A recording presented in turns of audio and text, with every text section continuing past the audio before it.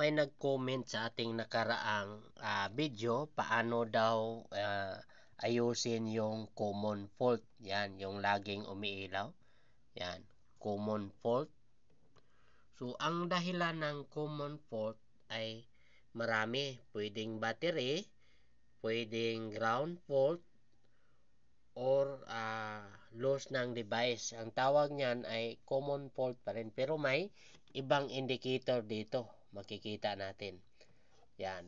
So, kung titingnan natin sa screen, ano yung common fault? Dahilan yan ay battery remove. Yan.